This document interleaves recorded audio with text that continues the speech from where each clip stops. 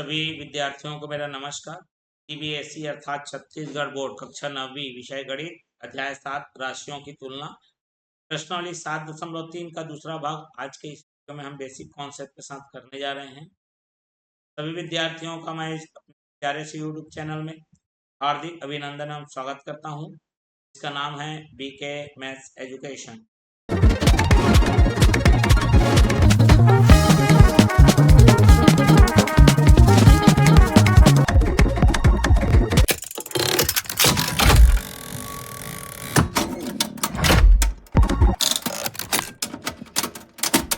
जैसा कि मैं बता चुका हूँ, ये प्रश्नावली 7.3 का दूसरा भाग है, अर्थात इसका पहला भाग बन चुका है। टोटल 8 क्वेश्चन थे, जिसमें 4 क्वेश्चन हो चुके हैं। शेष प्रश्नों को आज के हम इस वीडियो में करेंगे। जो विद्यार्थी हमारे चैनल में अभी तक सब्सक्राइब नहीं किए हैं, सब्सक्राइब कर बेल आइकन नोटिफिकेशन ऑन कर लीजिए। इस तरह से वीडियो आते रहेंगे। वीडियो को अंत तक जरूर देखिएगा। वीडियो पसंद आए लाइक करिए, ज़्यादा से ज़्यादा इसे शेयर करिए। साथ ही साथ जो इसका पिछला वाला भाग नहीं देख पाए हैं, मतलब पहला भाग, उनके लिए लिंक डिस्क्रिप्शन बॉक्स में अवेलेबल है। साथ ही साथ पुराने अध्यायों का भी वीडियो का लिंक डिस्क्रिप्शन बॉक्स में आपको मिल जाएंगे। चलिए मैं शुरुआत करता हूं आज के इस वीडियो की। प्रश्नावली 7.3 का 5वां प्रश्न, क्योंकि 4 प्रश्न हो चुके हैं। 5वां प्रश्न कह रहा है, देखो उसी के जैसे बनाना है आपको, कोई आपको दिमाग नहीं लगाना। एक आयरन इस्त्री 210 रुपए तत्काल नगद भुगतान तथा 220 रुपए प्रति माह की 2 समान किस्तों पर खरीदा गया। यदि किस्त की योजना में ब्याज की दर 20% वार्षिक है तो आयरन का नगद मूल्य ज्ञात कीजिए। अब देखो हो क्या रहा है, जिस चीज को हम शुरू में लिखते थे कि इतना इसका कीमत है, नगद कीमत, उसी को निकालने को बोल रहा है। मतलब शुरुआत में ही हमको एक्स मानना पड़ेगा। ठीक है, प्रोसेस कोई नहीं बदलेगा। आप पिछला वीडियो देख लीजिए।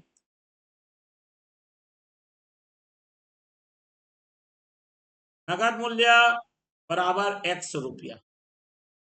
ठीक है, तत्काल नगद भुगतान एक का है। तत्काल नकद भुगतान बराबर कितना पैसा दिया तुरंत? 210। क्या करते हैं, इसका किस्त की राशि लिखते हैं पहले। किस्त की राशि कितना है मेरा? 220 रुपया प्रति माह। फिर क्या करते हैं, किस्त की संख्या बराबर 2। एक चीज बता दूं, यदि आप इसे देख रहे होगे पोर्ट्रेट मोड में, दिख नहीं रहा होगा, ये पोर्ट्रेट खड़ी मोड है, पोर्ट्रेट मोड है। मोबाइल को ऐसा कर लीजिए, आपको स्पष्ट दिखेगा। इसको बोलते हैं लैंडस्केप मोड। ठीक है, ऐसे में आपको पूरा ये कंप्लीटली अच्छे से दिखेगा। क्लियर है? चलिए अब यहाँ पर क्या करना है, नेक्स्ट स्टेप क्या रहता है, किस्तों की संख्या के बाद दर। दर दिया हमें 20%। बात समझ में आ गया? चलिए दर के बाद क्या करते हैं, शेष भुगतान या शेष राशि। तो हम कैसे निकालते हैं, देखो इतना मेरा नकदी में था, मैं इतना ही पैसा दिया हूं, तो कितना बचा? तो x में 210 घटा देंगे। फिर क्या करना है, कुल भुगतान।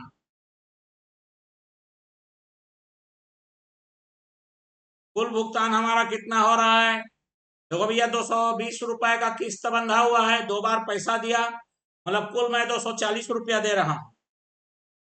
सॉरी 440, मैंने 220 का गुणा करेंगे 2 से, और ये आ जाएगा हमको 440।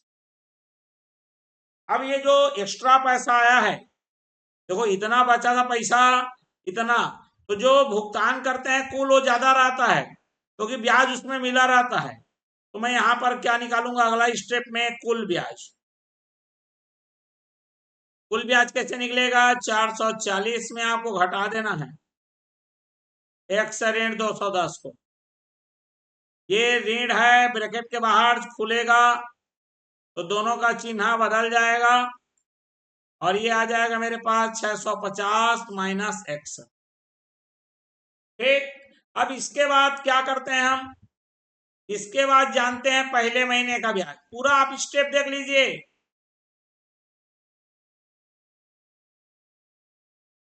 पहले माह का ब्याज क्या सूत्र होता है, मूलधन गुणित दर गुणित समय बटे में कितना, 100।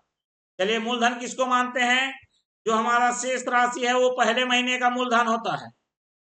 तो इसका मतलब 1/210 गुणित दर 20 गुणित 1/12, क्योंकि एक महीने का है, बटे में 100। कुछ कटेगा तो कटा दीजिए, 0 से 0 कट रहा है, 2 एकम 2 छक्के 12। नहीं कटाना चाहो तो भी अंतिम में लिख सकते हो, 1/210 बटे में 60। ये पहले महीने का आ गया। फिर क्या करते हैं दूसरे महीने का, दूसरे माह का ब्याज कैसे निकलेगा, वही मूलधन गुणित दर गुणित समय बटे 100। लेकिन यहाँ पर थोड़ा सा बदलाव रहता है, मूलधन बदल जाता है। देखो इतना उधारी तो था, लेकिन मैंने एक किस्त पटा दिया एक महीने में, तो मेरा कितना बचेगा, 1/210 था, 220 रुपया पटा दिया मैं, गुणित में 20 बटे में 1/12 और बटे में कितना, 100। ठीक, 0 से 0 कैंसल, 2 एकम 2 2 छक्के 12। यहां पर ये आएगा मेरे पास, जो आएगा 100 ऋण 210 ऋण 220, 100 ऋण 430 बटे में आ जाएगा मेरे पास 10 छक्को 60। अब ये जो पहले महीने का ब्याज दूसरे महीने का ब्याज, ये दोनों मिलके 2 माह का ब्याज है, और किसके बराबर रहेगा, कुल ब्याज। ये सब स्टेप है, मैंने कोई अभी तक बदलाव नहीं किया है। 2 महीने का ब्याज मतलब 1/210 बटे में 60 धन 1/430 बटे में 60 बराबर कुल ब्याज। यहां देखो कुल ब्याज है, वो है मेरे पास 650 ऋण x। चलिए दोनों का लघुत्तम 60 हो जाएगा, फिर ये ऊपर वाला जस का तस रहेगा। ठीक है, बराबर में आ गया 650 ऋण x। x कितना हो गया मेरे पास, 2x ऋण 210 और 430 640। ये बटा 60 है, इधर आके गुणा 60 हो जाएगा, 60 का दोनों के साथ गुणा होगा, 2x ऋण 640 बराबर ये आ गया 15 165 दोने 130 65 दोने 130 दिया 13 दिया 39, ये आ गया 39,000। ऋण में कितना 60x आप कर लेंगे, ये इधर और ये इधर ट्रांसफर होगा, 2x में धन 60 आएगा और 39,000 में 640 जुड़ेगा, और इस तरह से आ जाएगा 62x बराबर 39,640। x का मान कैसे मिलेगा, 39,640 बटे में 62, 2 से कटेगा, 2 का 31 बार में, 2 एकम 2 नी 18 2 अट्ठे 16 2 2 ने 4 2 शून्य शून्य, 31 एकम 31, 31 का 6 बार में जाएगा 186, 12 बचेगा 122, 31 दिया 93। ठीक है, 100 कितना 31 दिया 93 ना। चलिए 122 में अपन ने 93 घटाया, ठीक, तो कितना आ जाएगा 93 7 और 22 29 290। ठीक है 290, तो 31 का कितने बार में जाएगा, 9 बार में, 9 एकम 9 और 3 निया 27। 279, 11 बचेगा, दशमलव लगाए, 110 हो गया, 31 दिया 93, मतलब लगभग ये आ जाएगा x का मान 639.3। ठीक है, एग्जैक्ट ये दशमलव में बता दिया मैंने। प्रोसेस में कोई बदलाव नहीं किया हूं, जैसा शुरू में पढ़ाया था वीडियो में वैसा ही चल रहा है। चलिए छठवां देखो। यहां थोड़ा सा बदलाव आएगा, बदलाव आ रहा है क्योंकि यहां पर आपको क्या करना है, चक्रवृद्धि वाला लगाना है। बोल रहा है ना, ब्याज प्रतिवर्ष संयोजित किया जाए तो। चलिए सॉल्यूशन देखते हैं इसका। ये मिश्र धन वाला है भैया, ठीक है। चलिए लिखते हैं नकद मूल्य,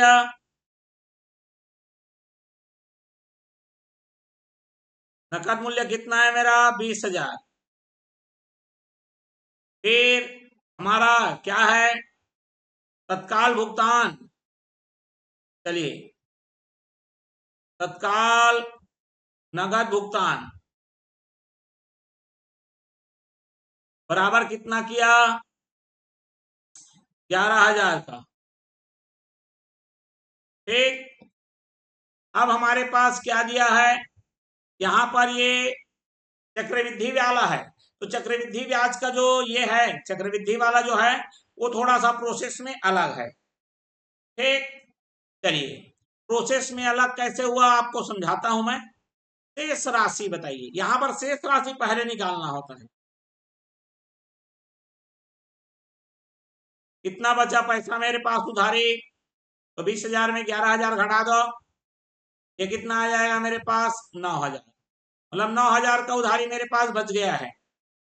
ठीक, अब इसमें क्या करते हैं, हम लोग चक्रवृद्धि वाला सूत्र लगाएंगे। ठीक है, अब हम लोग मान लेते हैं, माना किस्त चाहिए, किस्त किस्त, तो मैं यहां पर मान लूंगा माना के किस्त 100 रुपए है, क्योंकि ये चक्रवृद्धि है तो ये जो किस्त है वो कैसे आया होगा, ब्याज और मूलधन मिलाकर आया होगा। तो यहां पर देखो मूलधन हमारा पहले महीने के लिए अलग रहेगा, अभी बताया मैंने कुछ देर पहले ही कि पहले महीने में अलग मूलधन होता है, दूसरे महीने में अलग मूलधन होता है कि नहीं। चलिए तो मैं मान लेता हूं कि माना कि, ठीक है, माना कि पहले महीने का मूलधन, माना कि पहले एवं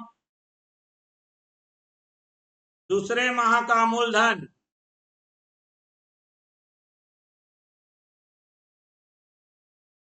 क्रमशः P1 एवं P2 है, ये मूलधन हो गया। अब ये जो किस्त है ना वो तो फिक्स है भाई, किस्त तो हमारा फिक्स है ना। ठीक, भले मूलधन अलग अलग है लेकिन जो मूलधन मिला के जो किस्त बनेगा वो तो एक जैसा है। तो यहां पर सूत्र लगाते हैं, ए बराबर P 1 धन R/100 पूरे की घात n। तो पहले माह का किस्त, ठीक है, क्या करेंगे, पहले माह का किस्त, ये प्रोसेस को याद रखते जाओ आप। ठीक है, चलिए पहले माह का किस्त, मानो मिश्रण की बात कर रहा है, वो क्या है मेरा, x बराबर मूलधन P1, एक धन दर, दर कितना है मेरा 25%, लिख नहीं पाए कोई बात नहीं, घात में हमारा एक, घात में हमारा एक है। क्यों एक है, क्योंकि ये पहले का है, पहले साल का है, पहले साल, पहले वर्ष लिखो इसको, क्योंकि ये 2 वर्ष में दे रहा है। ठीक, ये देखो समान वार्षिक किस्तों में बोल रहा है, वर्ष है तो पहले वर्ष का किस्त। ठीक, चलिए यहां से हमको मूलधन निकालना पड़ता है, इसको जरा हल कर लेंगे तो ये आ जाएगा P1 25 से कम 25 चौक 100, 4 एकम 4 और एक 5 हो जाएगा। ठीक है, 4 एकम 4 और एक क्या हो जाएगा, ये 5/4। तो P1 का मान कैसे आएगा, P1 आएगा 4 गुणित हो जाएगा, तो ये आएगा 4x/5। ये आ गया आपका P1। ठीक, क्या आ गया भैया, P1 आ गया। ठीक है, चलिए इसको समीकरण 1 ले लेता हूं, ऐसे लेने की जरूरत तो नहीं थी। चलिए, ये P1 हो गया मेरा, स्पष्ट हो गई बात। चलिए, P1 निकलने के बाद अब हमको चाहिए P2। तो भैया दूसरे वर्ष का किस्त, किस्त का मतलब होता है इसमें ब्याज मिला है, मतलब मिश्र धन की बात है, तो वही मेरा सूत्र तो वही लगेगा। और मिश्र धन में हमने किसको माना है, जो किस्त है मेरा, वही तो मेरा मिश्र धन है, जो कि x है।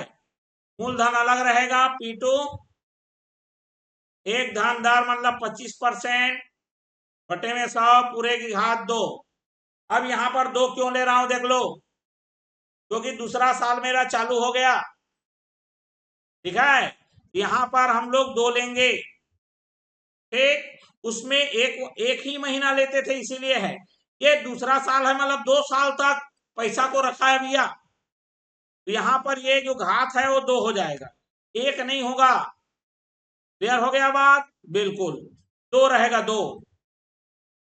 ठीक है, चलिए अब हमारे पास क्या आ जाएगा, x बराबर मेरा P2, 25 से कम 25, 25 चौक 100, और ये आ जाएगा 5/4 पूरे की घात 2, जो आएगा P2, 5 का वर्ग 25 और 4 का वर्ग 16। तो इधर से जब ट्रांसफर करेंगे तो P2 का मान आ जाएगा ये 16x/25। ये ले लो समीकरण 2। अब यहां पर देखो मेरा कुल मूलधन, यहां पर कुल मूलधन से काम चलता है। ठीक है, यहां पर जो हमारा चलेगा वो क्या रहेगा, कुल मूलधन। कुल मूलधन अर्थात P1 प्लस P2, और ये कितने के बराबर है, 9,000, क्योंकि इतना ही हमको उधारी बचा हुआ है, जो उधारी है वही मूलधन है। मतलब मैं P1 धन P2 बराबर में कितना लेके चलूंगा, 9,000। P1 का मान रख दीजिए, तो ये आ जाएगा मेरे पास 4x/5 धन, ये आ गया 16x/25, अब बराबर में कितना रखना है मेरे को, 9,000। बस कहानी इतनी सी है। ये आ गया 25, 5×5 = 25, 4×5 = 20x, और ये 16x बराबर में 9,000। अब इसको जरा देखेंगे, तो ये आ गया 36x/25 बराबर में 9,000, 90,000 लिखा गया ये। ठीक है, अब यहीं से x का मान निकलेगा, तो 9,000 गुणित 25 और बटे में कितना, 36। 9 एकम 9, 9 चौका 36, ये 1,000। 4 एकम 4, 4 पचीसम 100 और 0, ये कितना आ गया, 25 पचीसम 625, 6,250 रुपये हमारा आंसर आ गया। तो एक एक किस्त है वो कितने का है, 6,250 रुपए का है भैया। बिल्कुल इसी तरह से जो चक्रवृद्धि ब्याज को इसी तरीके से बनाना होता है। इसका तो वैसे शॉर्टकट है, शॉर्टकट ये है कि देखो शेष राशि यहां पर बता देता हूं मैं, शेष राशि बराबर, ठीक है, किस्त,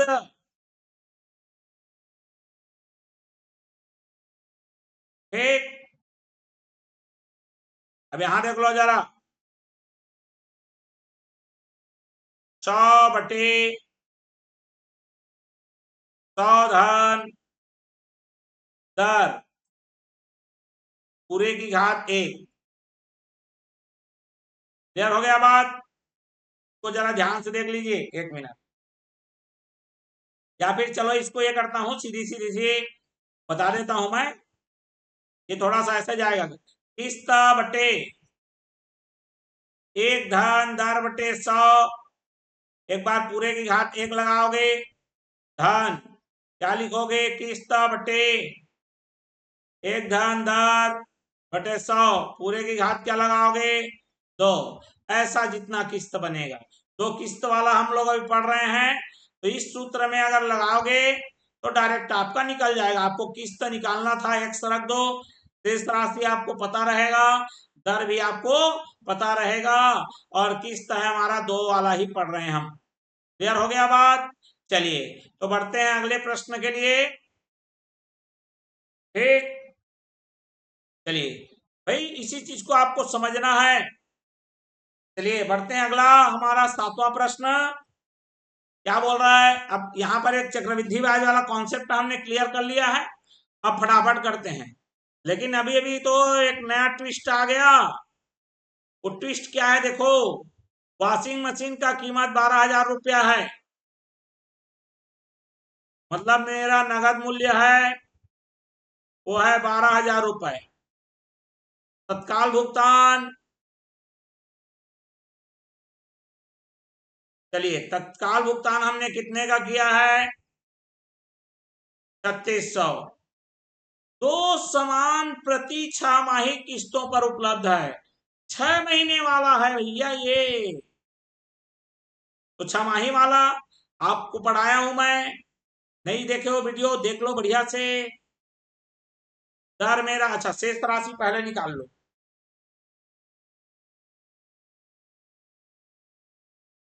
शेष राशि कितना है भैया, तो 12,000 में 3600 घटाओ, कितना आ गया, 4,000 होता तो 8,000, तो ये आ गया 8,400।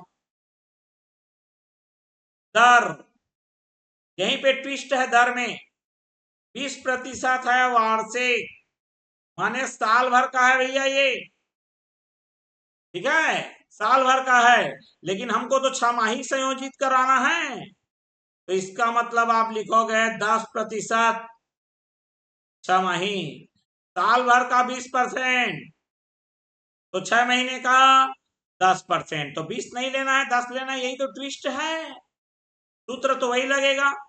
चलिए सूत्र मैं यहां पर लगा देता हूं, बता दूं क्या, डायरेक्ट सूत्र शॉर्टकट में निकाल देता हूं ना। चलिए शॉर्टकट में, तो माना कि किस्त है, माना कि इस तरह से एक्स है। चलिए जो अभी मैंने सूत्र बताया था ये वाला, इस कॉन्सेप्ट में रखते हैं और आंसर लेके आते हैं। शेष राशि मतलब कुल मूलधन, वही किस्त बटे ये सूत्र रख दो, है ना, किस्त के बटे में एक बार घात 1 रखो, एक बार घात 2 रखो। चलिए ये वाला सूत्र को लगा लेता हूं मैं। कुल मूलधन कितना बचा है मेरे पास, 8400 बराबर किस्त कितना लिया मैंने, एक्स, एक धन दर, दर अब हमारा 10 हो गया, 20 नहीं रह गया,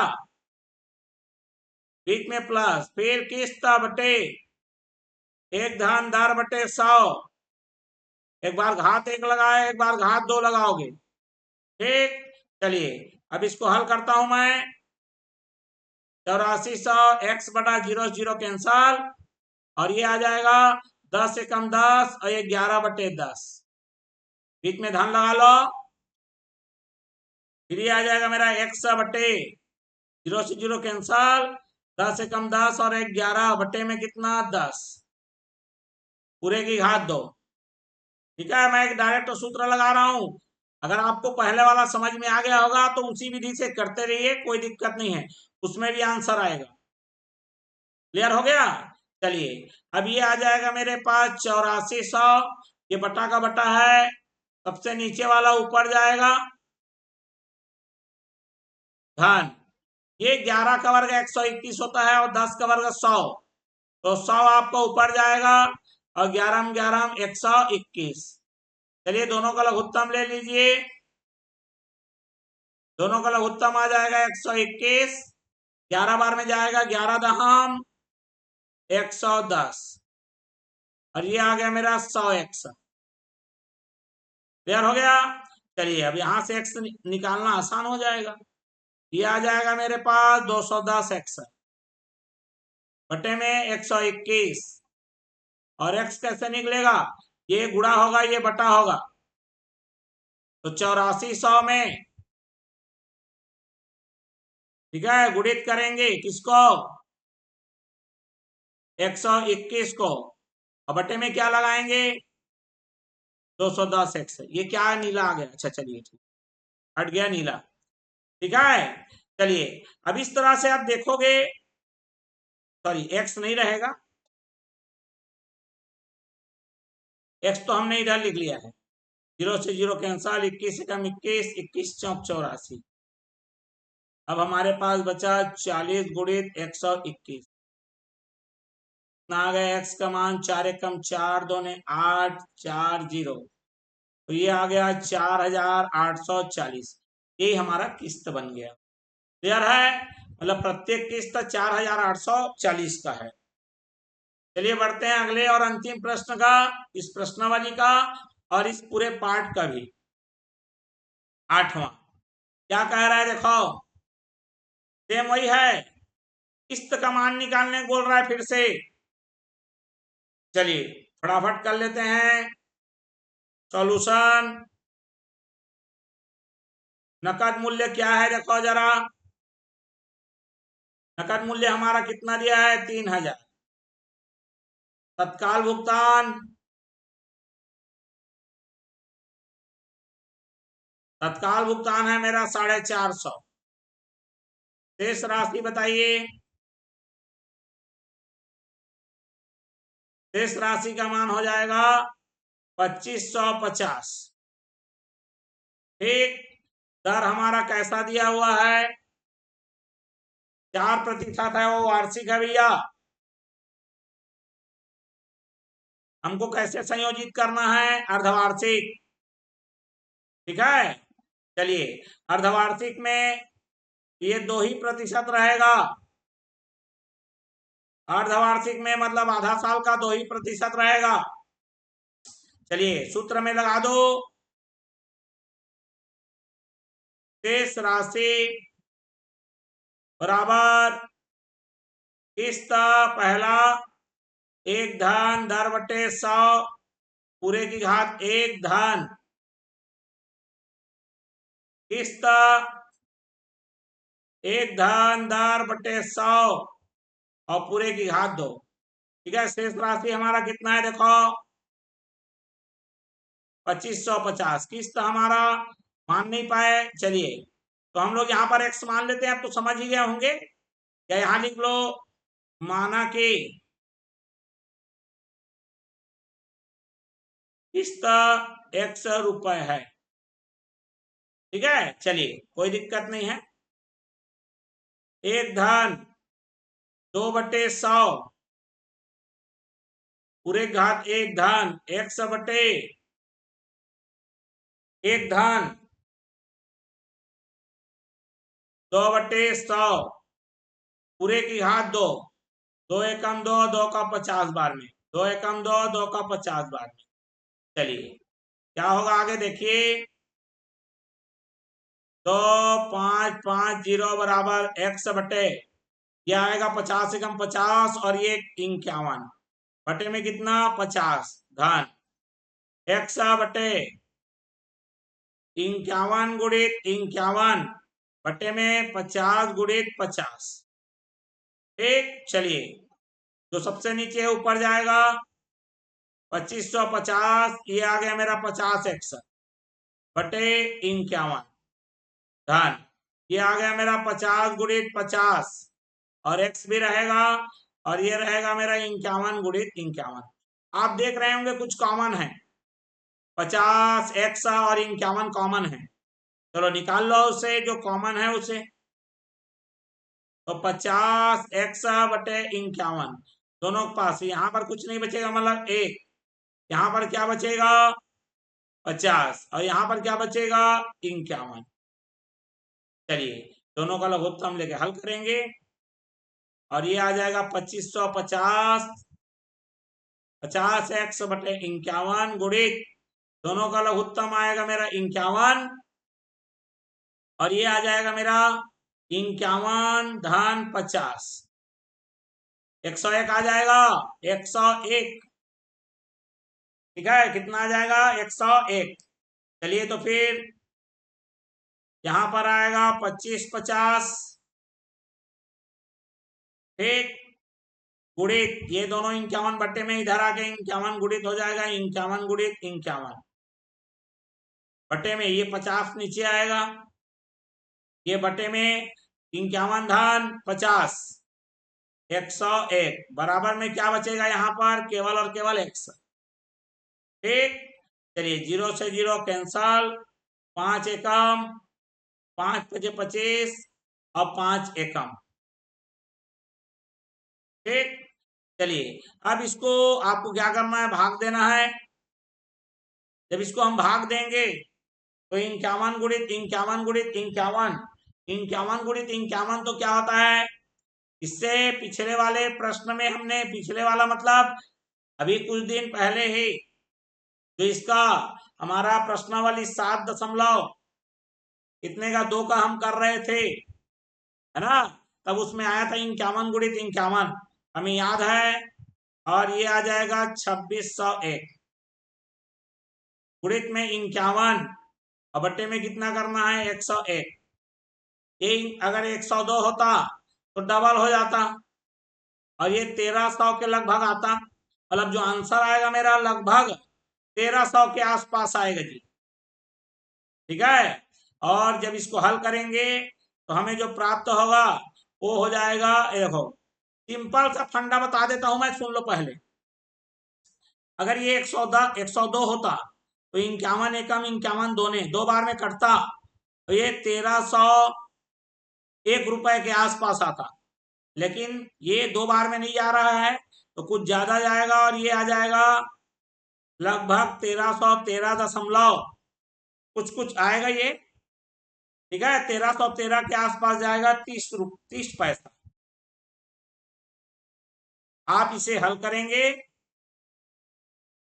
तो ये इतना आपको प्राप्त हो जाएगा। क्लियर हो गया बात।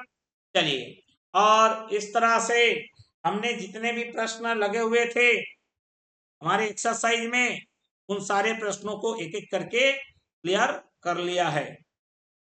चलिए, ये वीडियो आपको अच्छा लगा होगा, लाइक करिए, शेयर करिए, चैनल में नया है तो सब्सक्राइब कर बेल आइकन नोटिफिकेशन ऑन कर लीजिए। जिन्होंने हमारे पुराने या पिछले एक्सरसाइज का वीडियो, इसका पहला भाग या फिर अन्य पुराने अध्यायों का वीडियो नहीं देखे हैं, लिंक उनके लिए डिस्क्रिप्शन बॉक्स में अवेलेबल है। तो चलिए फिर मिलते हैं एक नए वीडियो के साथ, एक नए अध्याय के साथ, क्योंकि यहाँ पर अध्याय भी समाप्त हो गया। तब तक के लिए आप सभी विद्यार्थियों को मेरा धन्यवाद एवं नमस्कार।